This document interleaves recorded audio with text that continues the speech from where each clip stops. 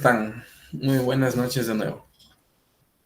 En honor al tiempo, 7:05 de la noche, entonces vamos a empezar. Conste que les dije que estén todos puntuales. Ok. Bueno, ¿qué tal la semana? ¿Qué tal el feriado? ¿Cómo han estado?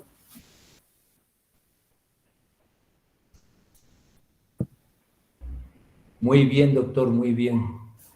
Qué bueno, Jorge, muchas gracias. Muchas gracias por contestar. Espero pues que esta semana cortita, que les salga todo bien, y al nuevo mes también, que todo sea excelente, espectacular. Arrancamos pues con fuerza después de haber descansado el feriado. Espero que hayan descansado, yo no.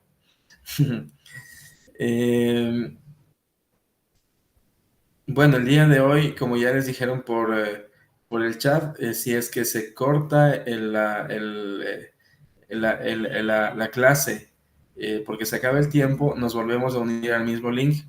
Tengo exactamente 15 minutos más para poder compartir con ustedes, porque a las 8:15 ya tengo un paciente. De hecho, estoy en mi consultorio en este momento, así que a las 8:15 yo ya tengo un paciente. Empezamos el día de hoy entonces con nuestra clase. Hoy nos toca el módulo 6. Las diapositivas, por si acaso, ya las pasé, pero las pasé tarde, así que ya después les han de publicar. Las pasé el día de hoy tarde. Me había olvidado. Y entonces voy a empezar a compartir ya.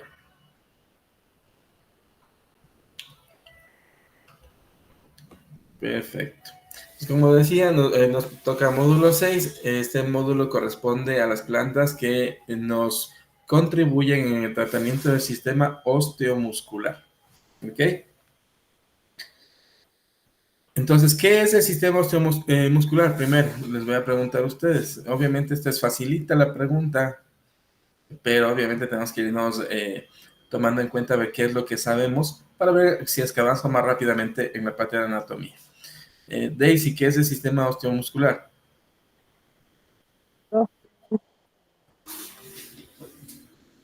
No le escucho, Daisy. Es el componente de la hueso y músculo. Muy bien. ¿Cuáles son las funciones del sistema osteomuscular, Jorge? Gracias, doctor. Las funciones de este sistema es el funcionamiento del físico y muscular, los movimientos. Ok, gracias. ¿Qué más me aporta Pauli? También es soporte, doctor. Soporte. O sea, soporte para el movimiento. Movimiento y soporte. ¿Y qué más? Hay algo más que ya les voy a decir acá en el resto, ¿no? Pero está muy bien. Vamos a ir pasando la parte de anatomía bastante rápido, pero esta vez sí hay algunas diapositivas allí que ustedes deben revisar. Incluso hay videos que no los voy a proyectar, pero son cortitos nada más para ir indicando lo que es en sí la constitución del sistema muscular. No es nada demasiado profundo. Precisamente nuestro sistema osteomuscular está compuesto por los huesos, músculos, tendones, ligamentos y articulaciones. Eso es básicamente, ¿no? ¿Cuáles son las funciones? La protección, porque podemos proteger órganos vitales con los huesos, ¿no? Por ejemplo, la caja de las costillas, por así decirlo, la caja torácica, protege los órganos internos. Algo creo que pasó por acá que hay un montón de ambulancias. Protege a los órganos internos, que son muy importantes, ¿no? Tenemos músculos muy importantes huesos muy importantes y fuertes, junto con músculos que protegen también a un órgano muy especial en nuestro cuerpo. ¿Cuál creen que se trata? El corazón. Aparte ya no en la parte torácica, ya no, en otra parte de nuestro cuerpo. El cerebro. El cerebro, el órgano súper importante que es el cerebro y que lo protege estos huesos que se encuentran en nuestro cráneo y los músculos que recubren también estos huesos, ¿no? Entonces, la protección es una de las funciones principales. Obviamente, el soporte estructural también. Sin huesos, nuestros músculos solo serían una masa, ¿no es cierto? Entonces, no habría estructura. no tendríamos pues nuestra estructura en sí. De hecho, la forma de nuestro rostro no solamente está dado por los músculos, sino más que nada por la forma de los huesos, ¿no? Y obviamente permitir el movimiento también. Son las tres funciones importantes. Otro concepto importante que debemos tener en cuenta acá es el metabolismo óseo y muscular, ya hablando de fisiología, ¿no? Especialmente el metabolismo óseo, la remodelación ósea, de la que hay diapositivas más adelante explicando todo esto súper bien, donde intervienen los osteoblastos y los osteoclastos. Los osteoblastos son estas células, aquí están graficadas, obviamente no son así, que como que construyen al hueso, le están poniendo aquí, como ve, un ladrillito al hueso. Y los osteoclastos son los que lo van destruyendo, por así decirlo, y van produciendo la reabsorción de los minerales para producir utilizarlo en otras cosas, reciclarlo, reutilizarlo. En cambio, la contracción muscular está mediada por hormonas, factores de crecimiento y la actividad física en sí. ¿Ya? Repasemos esta parte rápido. Perdón, está medio trabado mi computadora hoy día. Creo que ya pide descanso después de tantos años. Espérenme un segundo.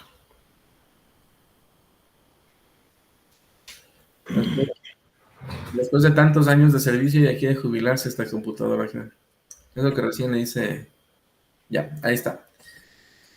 Ok, aquí entonces les dejo aquí bastante de lo que es la anatomía para que ustedes lo lean. Esto es leer más que nada, pero sí está aquí bien detallado. Los músculos también, cómo funciona, cómo se clasifican, las formas de algunos músculos, algunos de los músculos principales de acá. ¿Qué son los tendones y los ligamentos? Recordar que hay una gran diferencia entre tendón y ligamento, y también, o sea, el tendón básicamente une los músculos a los huesos, los ligamentos une hueso con hueso. ¿Ok? Aquí está este video, el primer video que les decía, no lo vamos a pasar, entonces lo ven después y no nos demoramos demasiado. También un poco más de lo que son los huesos y para qué sirven las funciones, para que tengan un poco más de conocimiento. Es importante saber que hay 206 huesos más o menos en nuestro cuerpo. ¿Y por qué digo más o menos? ¿Por qué creen que digo más o menos 206? No un número exacto.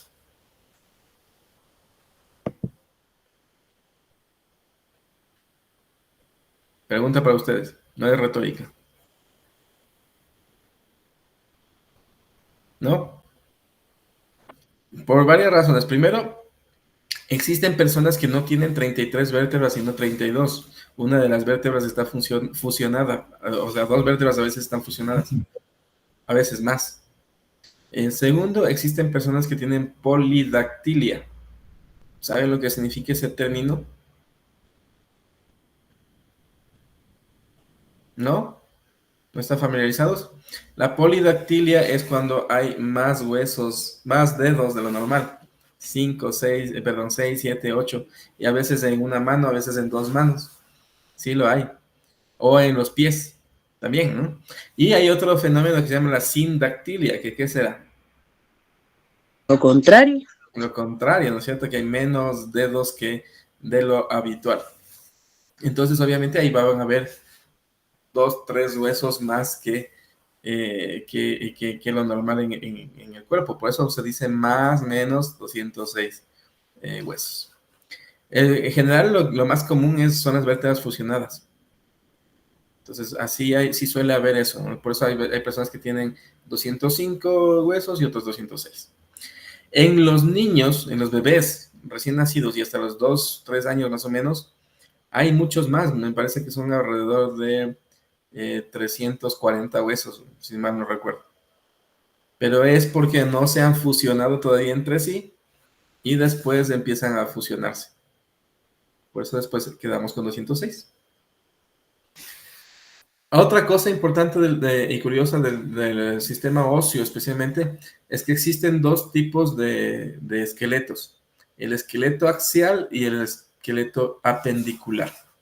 Axial me refiero a todo lo que está en el eje, cráneo, columna y tórax, todo lo que está de este color medio anaranjadito, que se ve aquí. Y lo que está en amarillo sería el esqueleto apendicular, que viene de apéndice. Axial es de eje, de raíz, de axo, que es de eje. Y apendicular de apéndice, todo lo que está anexo. ¿Ok? Sigamos. Sigamos un poquito. Ok, un poquito más de... Aquí está explicado el esqueleto axial y apendicular. Algunos huesos para que los vayan conociendo. Ahí está también más o menos el número de huesos que hay en cada zona para que lo vayan conociendo también. Más de las funciones también, de los tipos de hueso. Todo esto no me voy a detener para que ustedes luego lo revisen. También está un poco acerca de qué es el tejido óseo. Obviamente el tejido óseo, el hueso es un tejido, es un tipo de tejido donde están los osteocitos y los osteoblastos y osteoclastos. La remodelación ósea, explicamos un poco más. Esto sí debemos entenderlo súper bien, el proceso de remodelación ósea, porque existe al menos una patología que depende mucho de conocer esto, ¿no? ¿Qué creen? ¿Qué patología será? La osteoporosis tal. La osteoporosis, la osteopenia también, ¿no? Que depende de que para que nosotros podamos abordarla, que entendamos perfectamente esto de la remodelación ósea. Entonces está muy bien detallado acá. Es un proceso de reestructuración constante que existe en el hueso. No, bueno, así como en todo nuestro cuerpo, los huesos también no es que ya nacimos con ese tejido óseo y así nos morimos. Están en constante renovación y reconstrucción. Se dice aquí, las estadísticas me dicen que nuestros huesos se renuevan de un 5 a 10% cada año. Va con una buena alimentación, con ejercicio, actividad física, un buen metabolismo, más o menos 5 a 10% de nuestro hueso es nuevo cada año. ¿Ya? Eso es lo normal. Cuando empieza a bajar esa remodelación, esa reestructuración o renovación del hueso, es que empezamos a tener problemas de osteoporosis y problemas en general en los huesos, ¿no? Están los dos tipos de células, los osteoclastos y los osteoblastos, ya les decía antes. Los osteoblastos, para ponerlo metafóricamente, son los constructores de los huesos, quienes intervienen en la producción del tejido óseo o en la sintetización de minerales para que se cree este tejido óseo. Y los osteoclastos son, en cambio, quienes van, por así decirlo, destruyendo, comiéndose, pero realmente lo que hacen es reciclar los minerales para utilizarlos en otro lado. Algo que suele pasar, o más bien que sucede muy frecuentemente, es que cuando hay una alimentación deficitaria en minerales como el calcio, nuestro cuerpo, muchas estructuras de nuestro cuerpo necesitan calcio para su función. Una de esas estructuras son el cerebro y las células nerviosas en general. Necesitan calcio para producir sinapsis. Si no tengo el calcio suficiente en mi alimentación o en la suplementación, ¿de dónde creen que voy a sacar? De los huesos, ¿verdad? Entonces los osteoclastos empiezan a activarse más para reciclar esos minerales y mandarlos hacia el cerebro, porque el cerebro es un órgano vital. Podemos vivir sin extremidades, podemos vivir realmente sin poder caminar ni nada, pero en el momento en que el cerebro no cumple su función, los nervios no cumplen su función, empezamos realmente ya a morir, ¿no es cierto? No podemos vivir así. Entonces es más vital que el resto y por eso nuestro organismo le da prioridad. Saca de donde tiene reservas y lo manda para allá, para la parte sináptica. ¿Sí? Por eso es importante tener la suplementación adecuada en la alimentación, una alimentación equilibrada, también dependiendo de la edad, ¿no? Así que es importante también trabajar de la mano con las nutricionistas, o si sabemos de trofoterapia, pues también utilizar. Ok. También, ¿cuándo más creen ustedes que se da este desequilibrio entre osteoblastos y osteoclastos? Pregunta.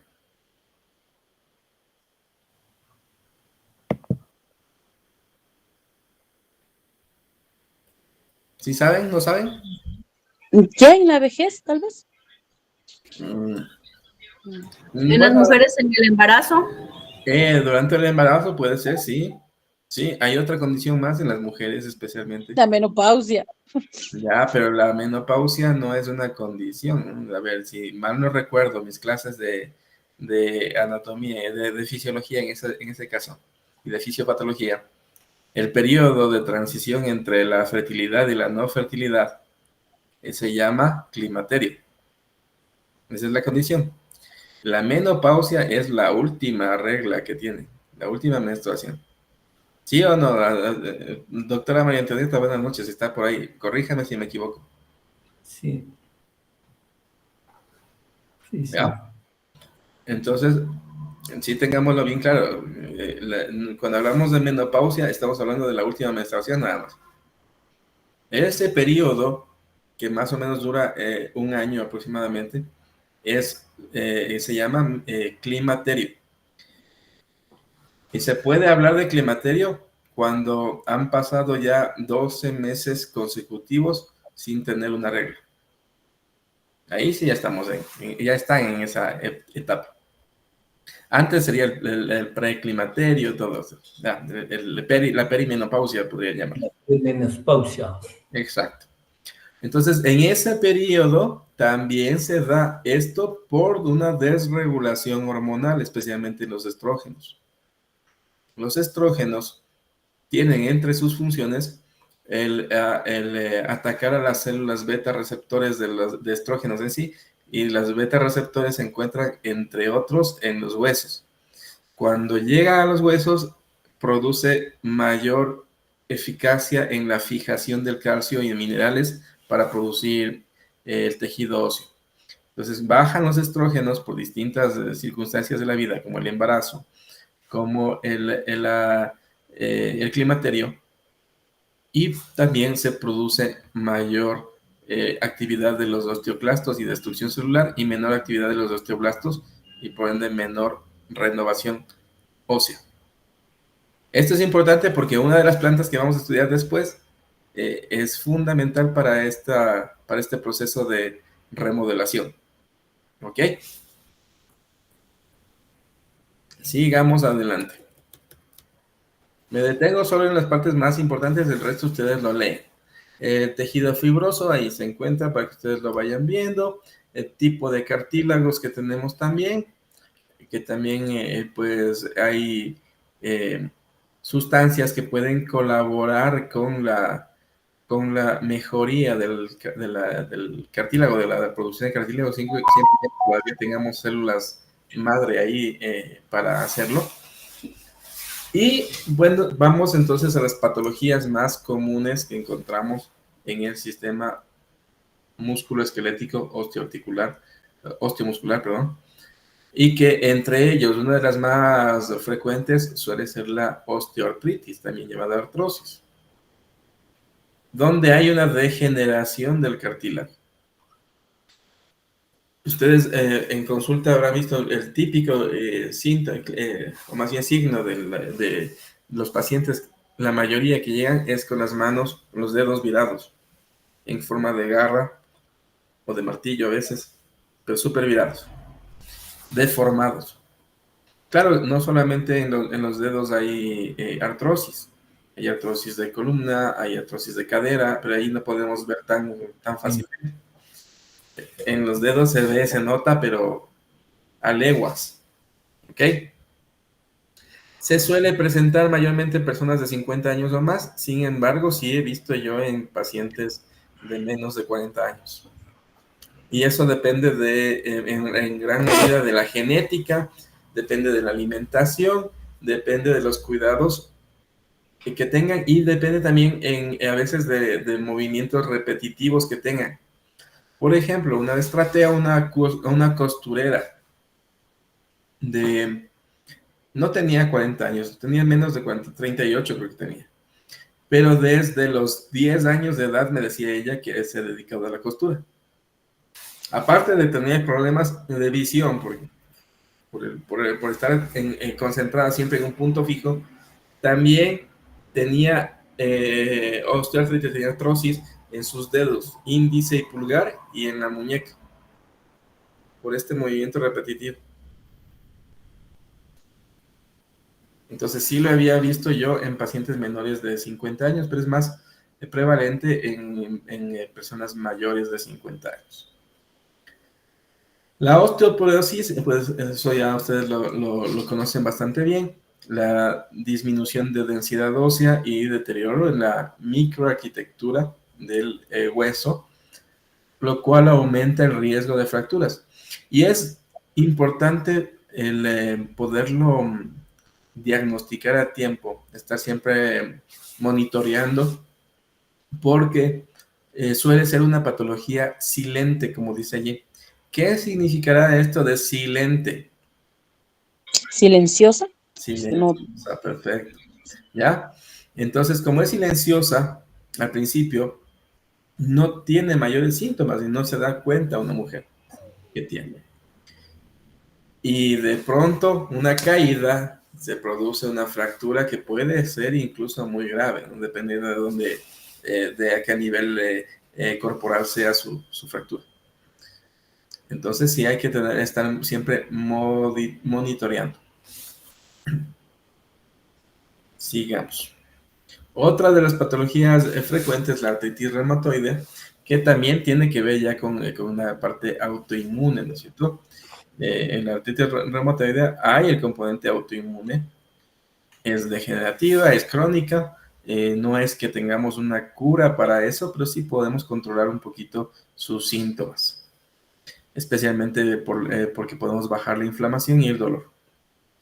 Pero va a haber una destrucción progresiva siempre en articulaciones de acá. Además, también a veces está asociado, pero debía haber estado separado, perdón. También tenemos como patologías frecuentes el dolor miofacial, la fibromialgia, donde se altera la percepción del dolor y se limita la funcionalidad también. Hay mayor dolor, hay veces, no sé si han visto esta enfermedad de la fibromialgia. Es súper compleja. He tratado a algunos pacientes con fibromialgia y tiene que ser un abordaje multidisciplinario y multifocal, porque tenemos el componente psicológico que detona todo, pero también hay un componente reumático, a veces se le confunde con la artritis, a veces con la fatiga crónica, a veces simplemente con depresión, y a veces hay colegas y hay médicos que dicen usted no tiene nada, solo se está inventando la enfermedad. Sí lo dicen. ¿Ok? Pero es un problema que cada vez veo con más frecuencia. Otras de las patologías frecuentes, las lesiones traumáticas, las fracturas, allí obviamente es trabajo inicial del traumatólogo, junto con la parte de fisioterapia, pero podemos colaborar bajando el dolor y la inflamación con algunas de nuestras plantas. ¿Ok? ¿Hasta aquí preguntas? ¿Respuestas? No. Ok, entonces, ¿qué es lo que vamos a hacer con la fitoterapia? Tenemos muchísimas variedades de plantas. Yo les traje, creo que son 10 los que les puse acá. Hay muchísimas más y revisé también los documentos que ya estaban subidos antes en la plataforma y veo que hay una buena información también. Así que leeránse también. Algo de eso también tomé yo en cuenta para poder elaborar estas diapositivas del día de hoy. Pero, ¿qué es lo que buscamos nosotros con estas plantas o con lo que vamos a elegir como tratamiento? Queremos que existan, que estén presentes en las plantas bioactivos como los flavonoides, los terpenos, los alcaloides, las saponinas y los mucílagos. Este tipo de principios activos, especialmente que tengan acción antiinflamatoria, analgésica, antioxidante y regenerativo, para que de esta forma se modulen o se intervenga sobre algunas vías enzimáticas como la cascada del dolor, que está mediada por la cascada de la inflamación, que está mediada por la COX-2, se me fue, es la ciclooxigenasa 2, ¿no? Sí, sí, era así, la ciclooxigenasa 2, que es una enzima que media la inflamación, es decir, que desencadena los procesos de inflamación. Y también queremos que se reduzcan las citoquinas proinflamatorias. Todo esto, por favor, si no lo manejan, si no lo conocen, investiguenlo más a fondo, porque darles una clase solo de COX-2 o de la cascada de la inflamación o de la cascada del dolor, creo que nos llevaría 2 clases de 2 horas para que lo tengan bien en cuenta. Pero yo sé que muchos de ustedes sí lo manejan. Entonces, solamente para refrescarlo y para poderlo tomar en cuenta que eso es lo que buscamos, bajar la inflamación y el dolor mediante la inhibición de COX-2 y la reducción de citoquinas proinflamatorias. Y también, obviamente, queremos que se favorezca la reparación tisular. También en algunas plantas vamos a encontrar compuestos que estimulan la función digestiva, que estimulan el metabolismo, y esto facilita que se eliminen toxinas para que la matriz extracelular, que es lo que recubre a cada una de las células en todos los tejidos, funcione de mejor manera y se repare de mejor manera. También colabora en que cuando se mejora la digestión, se mejora el hígado, tenemos más limpio el hígado, se absorben mejor algunos principios activos que bajan la inflamación y el dolor, que no necesariamente son solamente nuestros fitoterapéuticos, sino también cualquier otro principio activo que el médico elija. ¿Ok? Entonces vamos a colaborar de esa forma también. También cuando se mejora la digestión y el metabolismo, vamos a mejorar la asimilación de nutrientes. Todo lo que alimentemos, lo que nos comamos mediante la alimentación, vamos a asimilarlo de mejor manera. Y esto obviamente va a repercutir en todos los órganos en general, pero en este caso estamos hablando de tejido óseo y muscular. Entonces vamos a absorber mejor el calcio, mejor el selenio, etc. Eso es lo que buscamos en general. Ahora, ¿qué vamos a utilizar? Una de mis plantas favoritas, el arpagofito. ¿Han escuchado del arpagofito?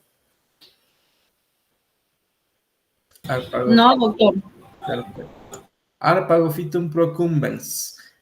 No estoy seguro, no, sí, el arpagofito sí se produce aquí en Ecuador y en Latinoamérica, pero no es muy fácil de encontrarlo en el mercado. Pero sí encontramos muchas marcas medicamentos con arpagofito, medicamentos naturales con arpagofito. Entonces, como les dije, yo no hago publicidad a nadie, así que busquen, por favor. ¿Ya? Entonces, sí existe el arpagofito en nuestro medio. ¿Qué principios activos tiene? Tiene arpagócido, que es un glucósido que se encuentra directamente solamente en esta familia de los arpagofitos. Tiene iridoides, tiene glucósidos también, que son monoterpédicos, y estos principios activos en general son analgésicos y antiinflamatorios. Hay muchísima evidencia científica, ustedes solo ponen en el Google escolar arpagofito y van a ver muchísima evidencia científica de el arpagofito como un mediador de la inflamación, como un modulador de la inflamación, precisamente inhibiendo el COX-2 y las citoquinas proinflamatorias. Se encuentran en la mayoría de los estudios que vi, especialmente en artritis y artrosis. pero no solo sirve para artritis y artrosis, sirve para cualquier tipo de inflamación. Pero la mayoría de los estudios están en artritis y artrosis. Actúa como analgésico y antiinflamatorio, inhibiendo las enzimas precisamente de la inflamación y modulando la liberación de citoquinas, que es lo que necesitamos.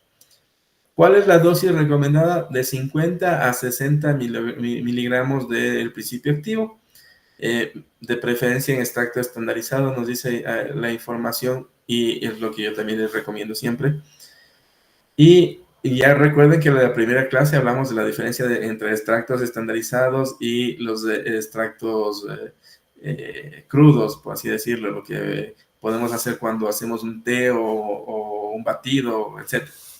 O licuamos, o nosotros hacemos en la casa. El estandarizado tiene una efectividad superior porque tiene la molécula más activa, más estable, perdón. Entonces, eso solo se logra si lo encontramos en productos de laboratorio. ¿Ok? La forma de administración de 4 a 12 semanas según el criterio médico, según su criterio. ¿Y cómo podríamos determinar esto? Si es que es una inflamación aguda, pues tendríamos que darle máximo 4 semanas, por así decirlo. Si tenemos una inflamación más crónica, más persistente en el tiempo, hasta 12 semanas. Y no le damos más de 12 semanas, ¿por qué? Recuerden, ya les he dicho esto en las clases anteriores. ¿Por qué no damos más de 12 semanas?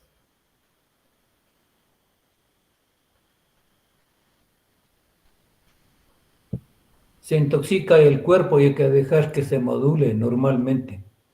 Por ahí va, la intoxicación no sería la palabra adecuada, pero podría ser. Más que nada se acostumbra el cuerpo y ya no produce el efecto terapéutico que queremos que produzca. Entonces lo único que queremos es que haya el estímulo. Hasta 12 semanas, 3 meses está bien, especialmente con este medicamento. ¿Ok? Contraindicaciones: no combinar con anticoagulantes ni en casos de úlceras gastroduodenales y evitar en el periodo de gestación.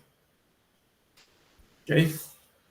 Sigamos entonces la siguiente planta que les traje. Otra de mis plantas favoritas, el árnica. Árnica montana, si mal no recuerdo, es una planta con origen norteamericano, pero que ya se ha extendido a todo el mundo.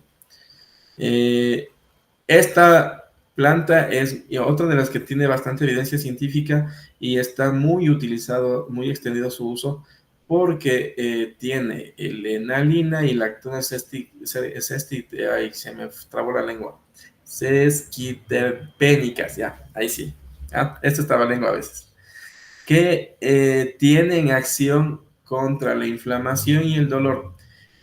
En naturopatía o en fitoterapia lo utilizamos mucho de forma tópica, haciendo emplastos o en cremas y ungüentos.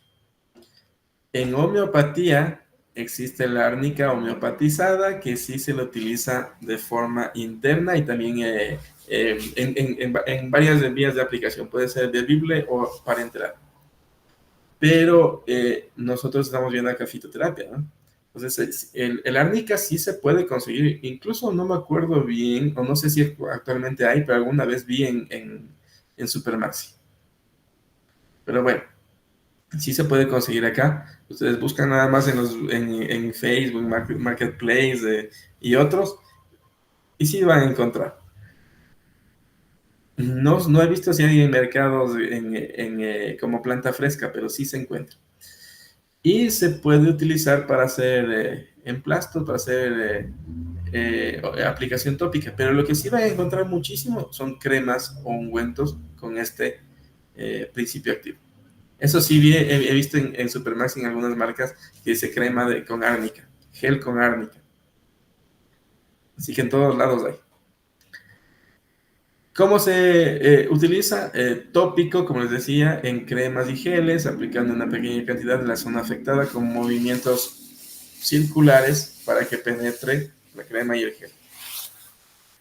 Repito, nosotros en naturopatía no vamos a mandar a hacer té de árnica o a ingerir el árnica, por favor. Esta es demasiado fuerte y sí puede tener algunos efectos negativos sobre el paciente. Lo que hacemos es de aplicación tópica. El árnica, que es de uso interno, suele ser homeopatizada y ese ya no es este curso, es otro curso. ¿Ok? También debemos evitar áreas con heridas abiertas o que tengan alguna lesión cutánea, lesión dérmica. ¿Qué tipo de lesiones dérmicas conocen ustedes?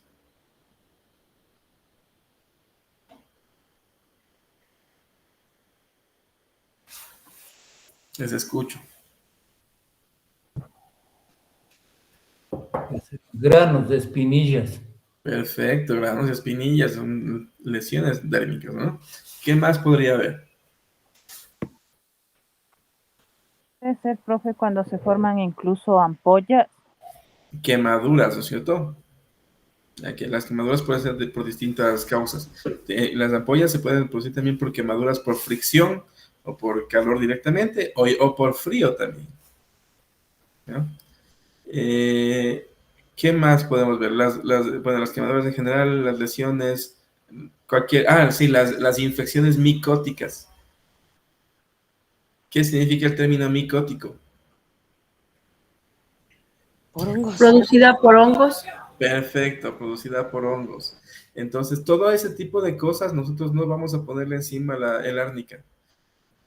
Que se trate primero, que se cierre la herida, etcétera, y luego sí vemos. Pero lo que sí podemos hacer es utilizar la tradicional técnica de bordear al dragón en medicina tradicional china.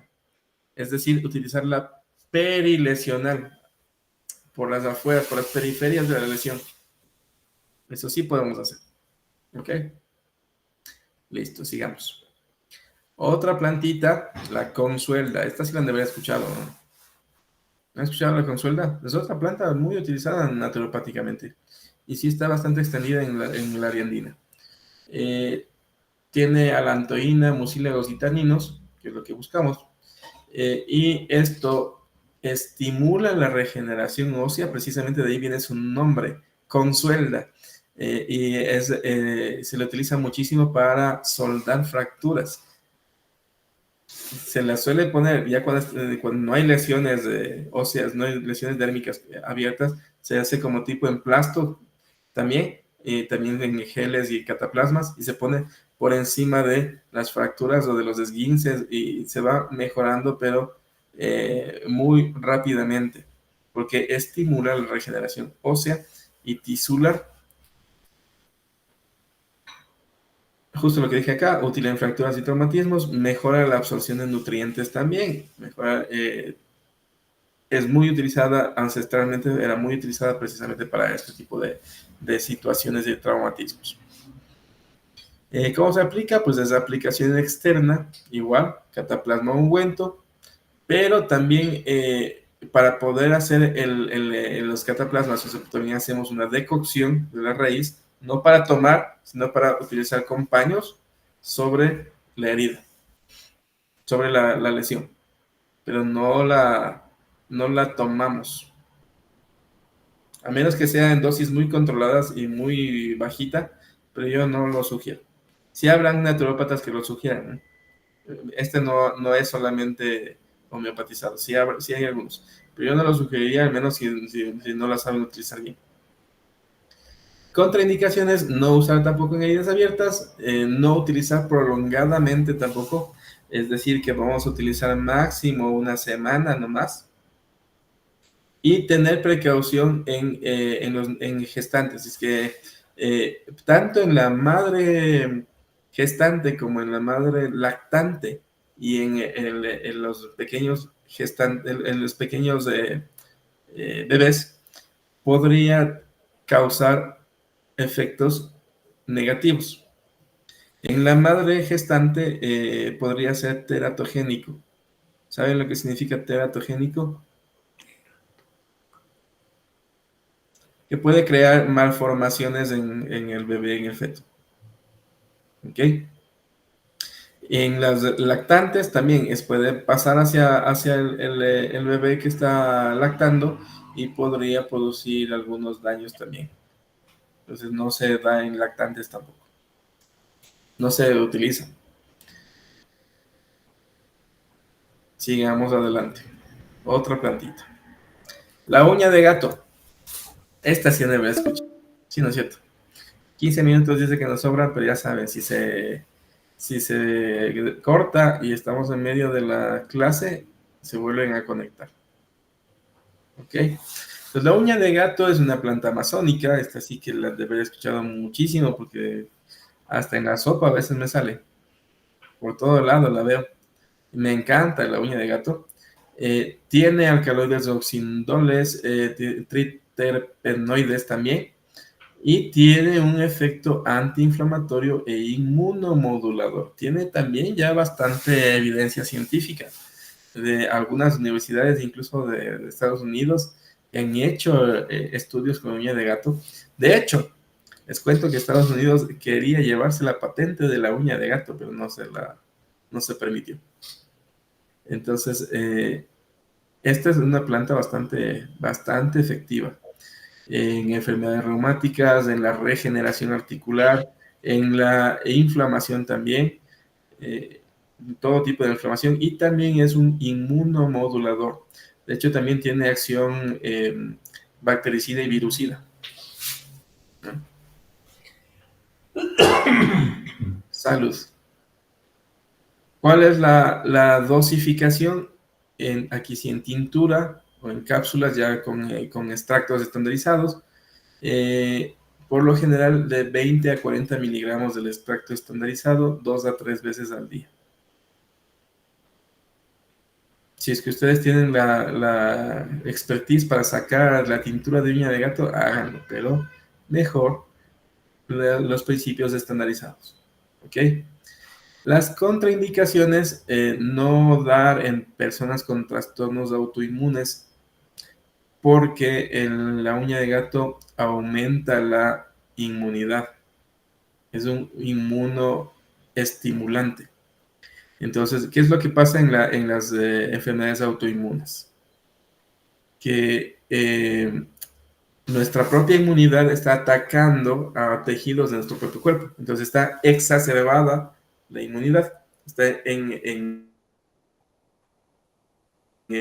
incrementar su actividad de una forma muy rápida, les explico así.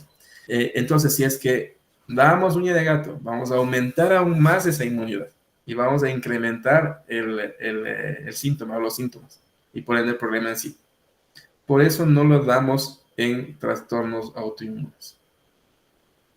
O lo damos con muchísimo cuidado, bajo vigilancia médica y bajo el criterio facultativo. Obviamente, ustedes se hacen cargo de ese paciente. Entonces, perdón, una pregunta. O sea, que esta planta serviría para subir el sistema inmune. Sí. Cuando uno está bajo de defensas, digámoslo. Sí, pero recuerden que no siempre necesitamos subir las defensas.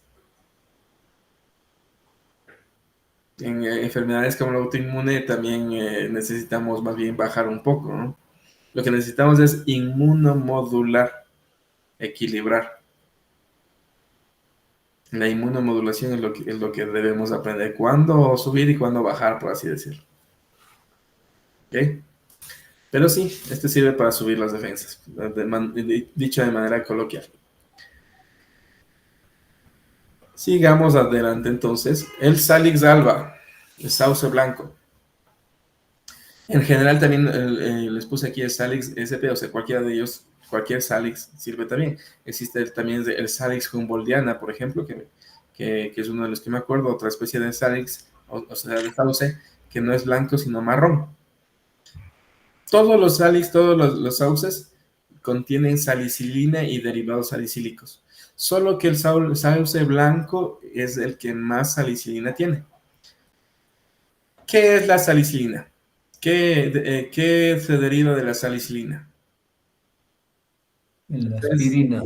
Exacto, ya conocen un medicamento que es muy extendido, muy utilizado, que es la aspirina, que es ácido acetil salicílico. El ácido o ácido salicílico también, que viene de los salicilatos de la salicilina. Entonces tiene un efecto analgésico, antiinflamatorio, muy similar a los AINES, De hecho, yo diría que es superior al efecto de la aspirina, de una aspirina bastante potente, no de la de niños, del Tylenol. Y tiene más efecto porque tiene, además del salicilato, de la salicina, perdón, tiene también otros compuestos bioactivos que también favorecen a la inflamación y el dolor. Entonces, mucho mejor, desde mi punto de vista y desde mi experiencia, el extracto de sauce que la aspirina, que es sintetizado. ¿Cómo se utiliza? Se utiliza la corteza del árbol. Se hace una infusión de la corteza, más o menos de 2 a 3 gramos de corteza seca por cada taza de agua, y se toma 2 a 3 veces al día. Claro, no es tan fácil encontrar sauce blanco a la mano y encontrar la corteza, entonces lo que hacemos, que sí es más fácil, compramos o buscamos cápsulas o componentes o medicamentos que tengan entre sus componentes el extracto estandarizado del Salix-Dal. Esto sí van a encontrar por montones. Yo he visto en las naturistas un montón. He visto también en los supermercados, también como Supermaxi, que sí hay algunos con sauce blanco. Contraindicaciones: pacientes con úlceras gástricas, pacientes que ya están en tratamiento con anticoagulantes también. El sauce blanco no es gastrolesivo, tengo que decirles. Es decir, que el sauce blanco por sí solo no produce gastritis o úlceras gástricas. Pero si es que el paciente ya presenta gastritis o úlceras gástricas, allí sí va a incrementar las molestias, la pirosis, la verdad, todas esas molestias las va a incrementar y va a ser peor. Por eso es una contraindicación. ¿Ok? Para que lo tengan en cuenta. Muy bien. Vamos con otrito. Jengibre. Otro que sí lo conocen perfectamente bien, porque es un antiinflamatorio potentísimo. Este es uno de los medicamentos que más se dio a conocer durante la pandemia de COVID-19, ¿verdad? Porque además también nos contribuye a modular el sistema inmune, pero más que nada es un antiinflamatorio. Más que nada. Y también es un analgésico. Además, visto desde el punto de vista de la medicina tradicional china, esta es una planta caliente. Saca el frío. Entonces, contribuye muchísimo en enfermedades como la artritis y la artrosis, que son enfermedades de frío. Desde el punto de vista de la medicina tradicional china, lo repito. Además, también ustedes saben que el frío es enemigo de los huesos. Ya, si han de haber escuchado, pues, o les debe haber pasado tal vez a ustedes, que cuando tienen alguna lesión ósea, alguna fractura, si quien se haya fracturado y les da un frío intenso, les duele, ¿verdad? Yo no tengo fracturas, así que no puedo corroborar, pero sí tengo pacientes que me han dicho eso. Les duele muchísimo con el frío. O en artritis y artrosis también, y se incrementan los malestares con el frío. Entonces, esta planta, al ser caliente, precisamente combate el frío, saca el frío. Es un antiinflamatorio analgésico que favorece la circulación, mejora la digestión también.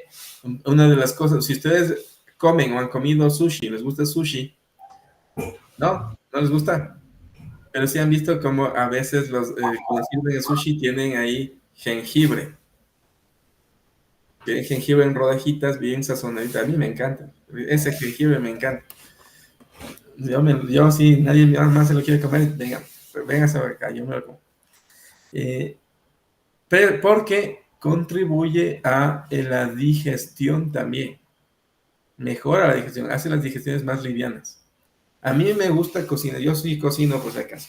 A mí me gusta cocinar algunas cosas con jengibre. Yo le pongo jengibre en polvo. Es una de mis especies. Claro, es picante, le sube un poquito el picante porque hay que saber controlarlo, pero sí le pongo un poquito. Y eso le hace a la alimentación más liviana. También contribuye a reducir el dolor muscular y articular, obviamente porque baja la inflamación. Ustedes saben que el dolor es un síntoma de inflamación, ¿no? Entonces, si modulamos la inflamación, baja el dolor también. Dosificación, si vamos a hacer una infusión, si vamos a tomarnos, porque sí se vende y se encuentra fácilmente la raíz, 1 a 2 gramos de raíz fresca, por lo general es una rodaja equivalente a una moneda de 50 centavos aproximadamente. Para una taza de agua, le hacemos en decocción y lo tomamos de 1 a 2 veces al día. También podemos utilizar la misma agua para hacer compresas y bajar la inflamación en golpes, traumatismos, con la misma dosis. Aquí, bueno, nos podemos pasar un poquito la dosis, pero porque es más externo, pero la misma dosis nos sirve tranquilamente. También encontramos muchísimos medicamentos en el mercado que tienen este compuesto, pero ninguno, que hasta donde yo sé, ninguno específicamente para la parte osteoarticular. Para el dolor sí puede ser, pero para la parte osteoarticular, como para regeneración articular, no he visto con jengibre. Yo no he visto, no sé si lo haya, pero yo no he visto. ¿Ok? Precaución en personas que tienen problemas hemorrágicos, tienen problemas de coagulación, sí hay que tener cuidado. Aumentaría también que hay que tener cuidado también con pacientes con hipertensión no controlada. Porque sí, al ser caliente puede subir también la presión arterial. Entonces ahí es precaución, pero si no está controlada, si ya está controlada, tranquilos. Se lo puede dar de forma segura en la forma en que les estoy diciendo, 1 o 2 veces al día, 1 o 2 gramos de raíz, y siempre que no haya aquí un máximo de días, tomar en cuenta que es máximo 3 meses de uso continuo. ¿Ok? Continuemos. La soya. Este es uno de mis favoritos para la parte osteoarticular. La soya glicina max, pero especialmente no en sí la soya, sino las isoflavonas de la soya, que son componentes de la soya que son reemplazo hormonal de los estrógenos, porque tienen entre su composición química muchísima similitud con el estrógeno. No diría que es exactamente lo mismo, pero se parecen demasiado químicamente hablando.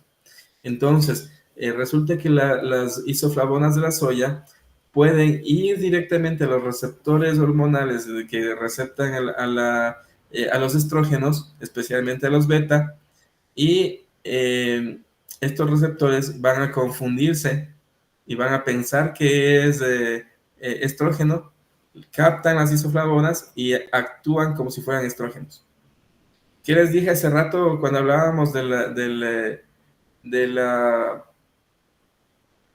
remodelación ósea? Les decía que los estrógenos son muy importantes para la remodelación ósea, ¿verdad? Entonces, cuando las isoflavonas, en especial la genisteína, que es la más abundante en la soya y que tiene predilección por los receptores beta de estrógenos, ingresan a nuestro cuerpo. Esos receptores beta se encuentran, entre otros, en los huesos y van a mejorar la absorción del calcio, la fijación del calcio, y van a mejorar la salud del tejido óseo en general. ¿Qué les parece? Ahora, ¿funciona la soya si solo nos la comemos o hacemos leche de soya y todo eso? Sí, sí funciona. Pero para eso deberíamos tener dosis de más o menos 250 ml de leche de soya 3 veces al día. Es decir, entre 750 ml a 1 litro de leche de soya al día. Y todos los días, durante por lo menos 3 meses. Estas sí se pueden tomar más tiempo porque puede tener muchos minerales que sí pueden ayudar al cuerpo. Pueden tranquilamente tomar sin descanso. Esta no afecta. Vamos a dejar. Pero Eso para que ustedes lo revisen. Más bien, estos 5 minutos quiero dedicarlos a escucharles a ustedes. Doc, también serviría el ají, ¿verdad? O la Sí. capsina. La capsina, sí. La capsina del ají es antiinflamatorio y también estimula la regeneración ósea. Gracias por eso. Hay una planta también que es muy utilizada, que es nativa de Latinoamérica en general, pero que no es muy conocida en realidad, pero los indígenas sí la utilizan, que es la cayena, el pimiento de cayena, que es muy parecido al ají. Bastante parecido. Y tiene bastante capsina también. Más preguntas, así me encanta que me hagan preguntas. Aprovechen el tiempo. Profe, ¿y el cannabis? ¿El qué? Cannabis. El cannabis, el CBD. CBD, aquí lo diga. Y CBD. Las gotitas de CBD. Es un relajante muscular, puede actuar como relajante muscular, puede actuar como también ansiolítico. Como relajante muscular, obviamente nos va a servir con el tema del sistema osteomuscular, porque es relajante, ¿no? Actúa sobre la capa mioneural, la unión mioneural, donde el músculo se une al nervio, sí tiene una acción, no me acuerdo el mecanismo específico en este momento, pero tiene acción sobre la acetilcolina, que es el neurotransmisor que tiene esta función de activar o desactivar los músculos, ¿no? Entonces sí, el cannabis sí puede actuar, pero el CBD, el THC ya no. El THC ya es psicotrópico. Okay. Pregunto, doctor. Dígame. Sí, a una persona se le puede dosificar como máximo 3 gramos diarios de cualquier producto, ¿no es cierto? 3 gramos diarios es lo que yo recomiendo. Ya. Y en total, para la elaboración en 1 litro, no sé si estoy mal, 40 gramos por litro, los 1000 gramos. Depende de la planta que vaya a utilizar, pero sí puede ser. Ya, o sea, eso dependería de la conformación de cada planta. Exacto, depende de cada planta. Ahí sí ya necesitamos ya un poco más de conocimiento de química botánica para poder meternos a eso. Ya, hecho, doctor, gracias. Ok. Listo, chicos y chicas, el día de hoy me despido, ha sido un placer extendernos un poquito más por esta vez. Siempre que pueda lo podemos hacer, pero si no, obviamente ya no me es posible. Ya me está mi paciente acá esperándome, así que me despido por el día de hoy. Muchas gracias, doctor. Muchas gracias. Gracias, doctor. Buenas noches. Gracias.